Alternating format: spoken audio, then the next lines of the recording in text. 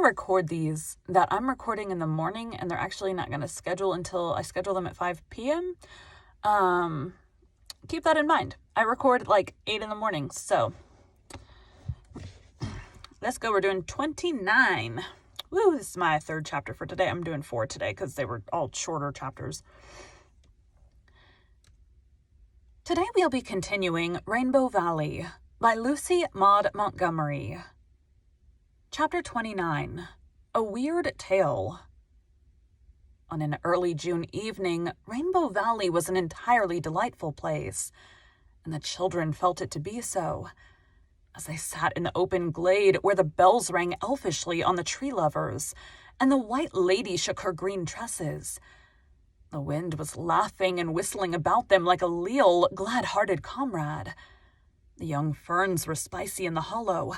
The wild cherry trees scattered over the valley among the dark firs were mistily white. The robins were whistling over in the maples behind Ingleside. Beyond, on the slopes of the glen, were blossoming orchards, sweet and mystic and wonderful, veiled in dusk. It was spring, and young things must be glad in spring. Everybody was glad in Rainbow Valley that evening, until Mary Vance froze their blood with the story of Henry Warren's ghost. Jem was not there. Jem spent his evenings now studying for his entrance examination in the Ingleside garret. Jerry was down near the pond, trouting.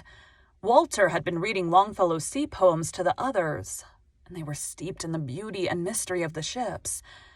Then they talked of what they would do when they were grown up, where they would travel, the far fair shores they would see. Nan and Di meant to go to Europe. Walter longed for the Nile. Walter longed for the Nile moaning past its Egyptian sands, and a glimpse of the Sphinx. Faith opined rather dismally that she supposed she would have to be a missionary. Old Mrs. Taylor told her she ought to be, and then she would at least see India or China, those mysterious lands of the Orient. Carl's heart was set on African jungles.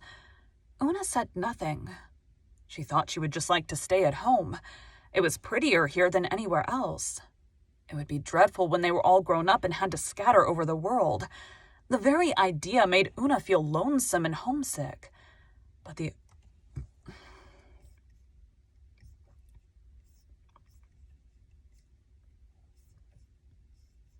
to her voice real quick. She's about to talk. I'd like. But the others dreamed on delightedly until Mary Vance arrived and vanished poesy and dreams at one fell swoop. Mary is the one talking. Oops, just clicked on the wrong chapter. Mary Vance. I'm Mary Vance. Laws, but I'm out of puff, she exclaimed. I've run down that hill like 60.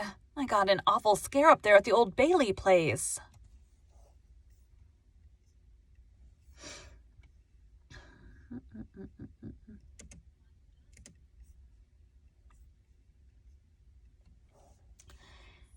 What frightened you?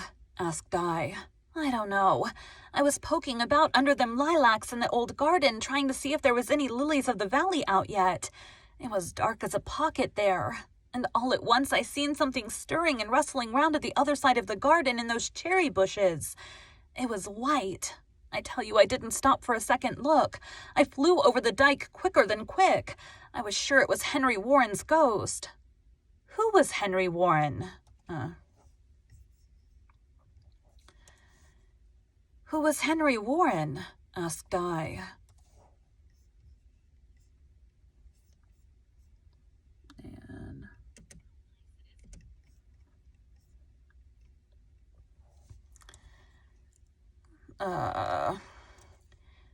And why should he have a ghost? Asked Nan.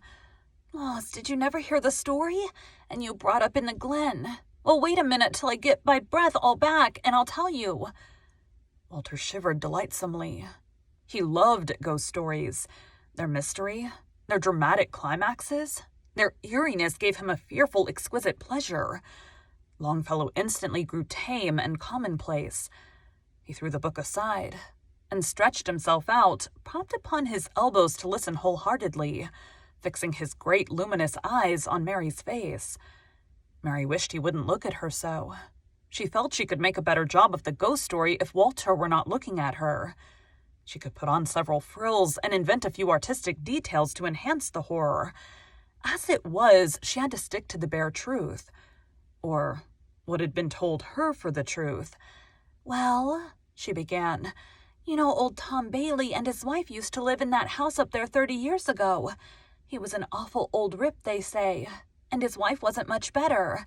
They'd no children of their own, but a sister of old Tom's died and left him a little boy, this Henry Warren, and they took him. He was about 12 when he came to them and kind of undersized and delicate. They say Tom and his wife used him awful from the start, whipped him and starved him. Folks said they wanted him to die so they could get the little bit of money his mother had left for him. Henry didn't die right off, but he begun having fits, epileps they called 'em, and he grew up kind of simple, till he was about 18. His uncle used to thrash him in that garden up there 'cause it was back of the house where no one could see him, but folks could hear.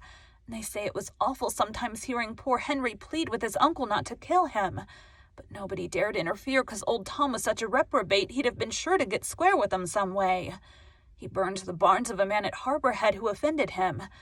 At last Henry died, and his uncle and aunt give out he died in one of his fits, and that was all anybody ever knowed. But everybody said Tom had just up and killed him for keeps at last. And it wasn't long till it got around that Henry walked. That old garden was haunted. He was heard there at nights moaning and crying. Old Tom and his wife got out, went out west and never came back. The place got such a bad name nobody'd buy or rent it.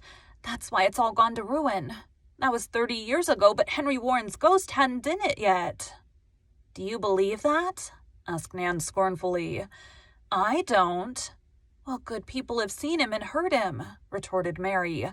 "They say he appears and grovels on the ground and holds you by the legs and gibbers and moans like he did when he was alive.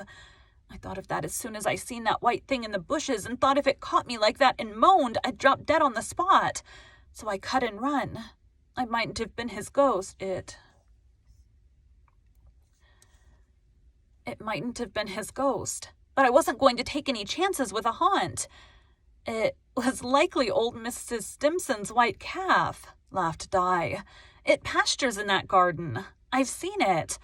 Maybe so, but I'm not going home through the Bailey garden anymore. Here's Jerry with a big string of trout, and it's my turn to cook them. Jim and Jerry both say I'm the best cook in the Glen. And Cornelia told me I could bring up this batch of cookies. I all but dropped them when I saw Henry's ghost." Jerry hooted when he heard the ghost story, which Mary repeated as she fried the fish, touching it up a trifle or so, since Walter had gone to help Faith to set the table. It made no impression on Jerry, but Faith and Una and Carl had been secretly much frightened, though they would never have given in to it. It was all right as long as the others were with them in the valley.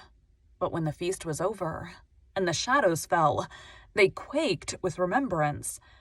Jerry went up to Ingleside with the Blythes to see Jem about something, and Mary Vance went around that way home. So Faith and Una and Carl had to go back to the manse alone. They walked very close together, and gave the old Bailey garden a wide berth. They did not believe that it was haunted, of course, but they would not go near it for all that. Thank you for joining Bite at a Time Books today, while we read a bite of one of your favorite classics. Again, my name is Bree Carlisle, and I hope you come back tomorrow for the next bite of Rainbow Valley. I like 4 chapters that are all about the same length. I try to do around like 5,000 words each time, which is about 25 minutes of audio. So sometimes that's 2 chapters. I like to at least get 2 chapters done a day because then I'm always staying ahead. But sometimes that's 2 chapters, and today it was like just over 5,000 words for 4 chapters. So we do in 4 chapters. It actually works out because Monday I wasn't able to record because I had an appointment. So yeah. Anyways, thanks guys.